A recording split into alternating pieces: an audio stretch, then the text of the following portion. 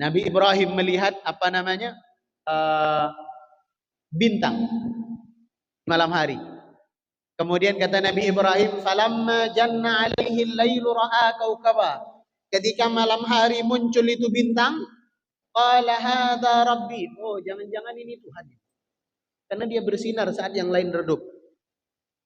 Tapi ketika pagi hari, bintang itu hilang. Maka kata Nabi Ibrahim, enggak mungkin Tuhan itu bisa hilang. Bisa muncul tiba-tiba, hilang tiba-tiba, enggak mungkin. Besoknya lagi malam hari nampak yang cahayanya lebih bersinar daripada bintang, bulan. Falamma ra'al qamara bazighan. Ketika sinar bulan itu memancarkan cahaya, memantulkan cahaya, Nabi Ibrahim kembali mengatakan, jangan inilah Tuhan. Ketika pagi hari hilang cahaya bulan. Besoknya nampak yang lebih terang lagi. Falamma ra'asy-syamsa bazighatan. Ketika matahari itu memancarkan sinarnya, kata Nabi Ibrahim, oh, ini lebih terang dari bintang. Ini lebih terang dari bulan. Inilah Tuhan yang sebenarnya. Tapi apa yang terjadi? Ketika sore hari terbenam juga itu matahari. Apa maksud dari peristiwa ini?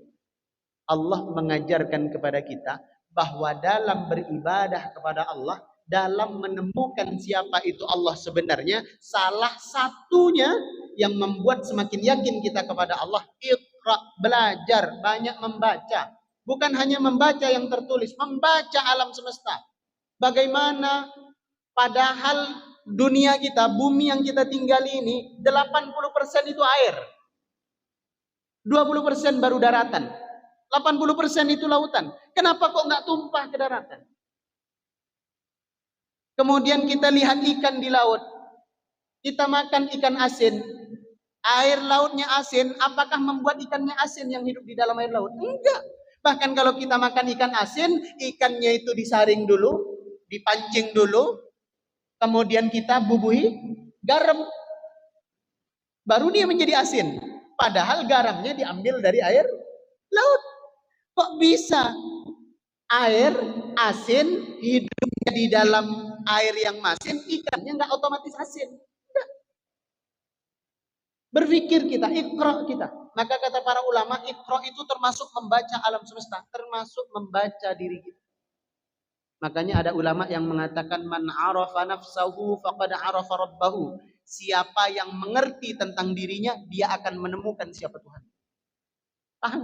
Ini yang membuat jantung kita setiap detik deg, deg, deg. Siapa?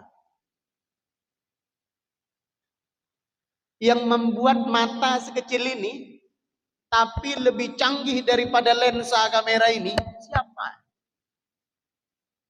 Yang membuat lidah yang lentur tak bertulang ini tapi bisa merasakan berbagai macam aneka ragam rasa, siapa yang buat?